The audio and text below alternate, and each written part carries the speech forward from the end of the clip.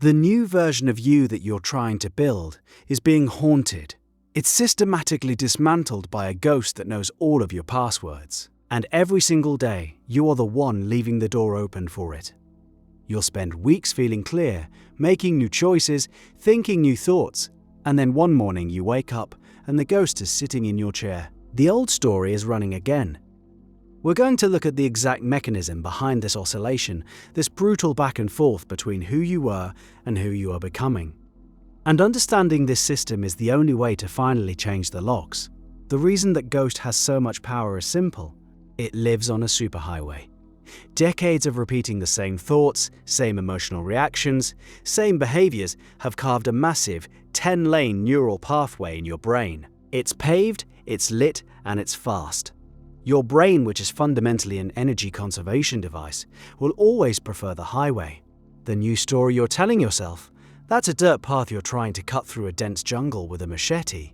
It's slow, it requires immense effort, and it's exhausting.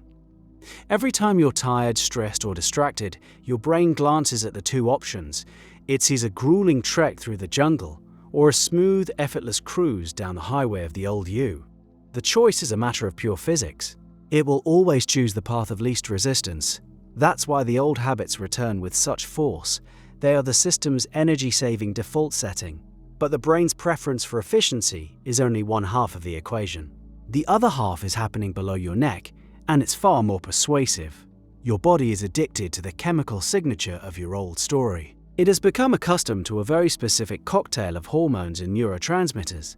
If your old story was one of anxiety, your body got used to a steady drip of cortisol. If it was one of frustration or victimhood, it learned to run on adrenaline and other stress chemicals. Your cells have literally adapted to function in that environment. So, when you start telling a new story, one of peace or confidence or empowerment, you create a chemical drought. Your body, sensing this deficit, begins to send signals up to the brain. It makes a request. It says, "I need the old stuff. Go find me a situation that will produce it." This is the moment of self-sabotage. Your brain, obeying the body's demand, starts scanning your environment for a reason to get angry, a reason to feel anxious, a reason to feel like a victim again. It will find an ambiguously worded email from your boss and interpret it as a threat. It will manufacture a fight with your partner over something meaningless. It does this to generate the familiar feeling the body is craving. You think you're reacting to the world. You're actually just a pawn in a game between your brain and your body, trying to recreate a familiar chemical state. The oscillation feels like a psychological failure. It is a physiological feedback loop. But knowing this still leaves a critical question. Why does the new story feel so fake, even to us, when we're trying our hardest to live it? The new story feels like a lie because you're running it on the old story's operating system. Your brain has a filtering mechanism that shows you only what it believes is important for your survival and identity. You've told it for years what to look for. Your core beliefs act as a search query for reality. If the underlying story is "I'm not good enough," your brain will work tirelessly to find evidence that proves this true. You could get 10 compliments and one piece of mild criticism in a day. Which one will you be thinking about at 3 in the morning?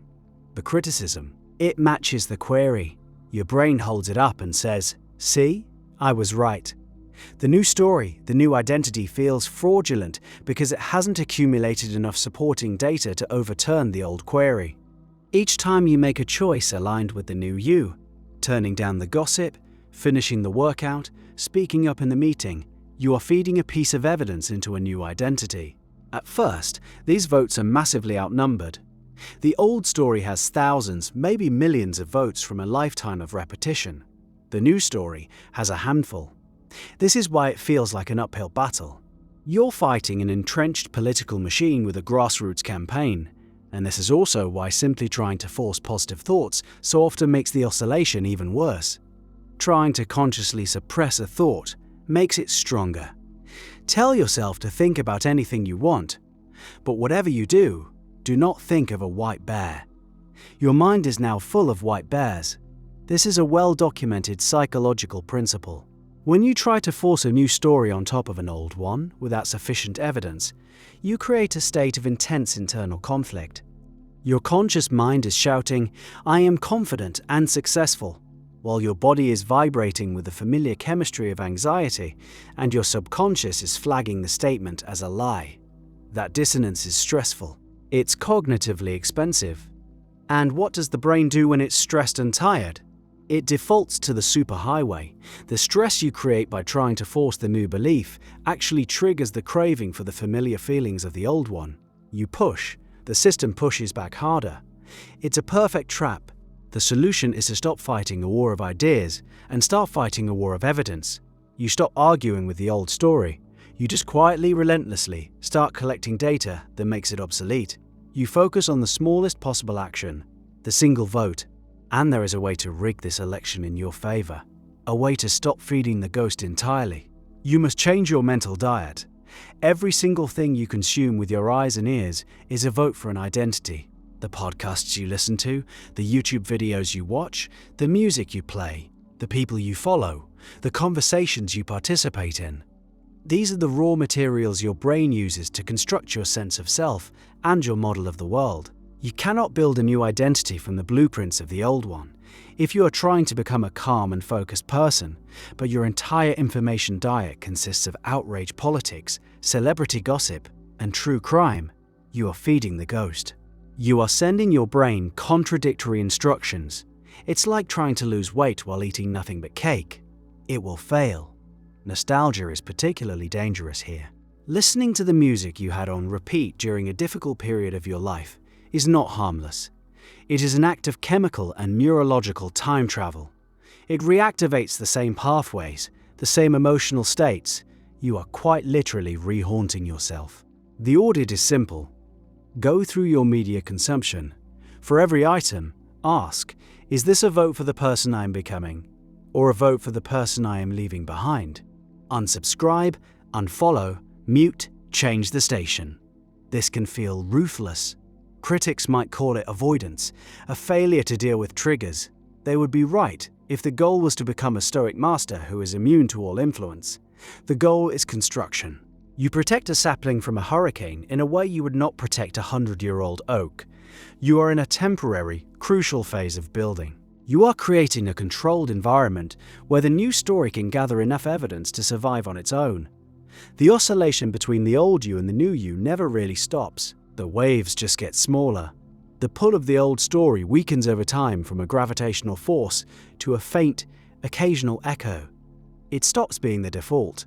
It becomes an old address you used to live at, a place you can visit in memory but can no longer enter. The goal is to make the new story the path of least resistance, to pave that dirt path, widen it, and turn it into the new superhighway.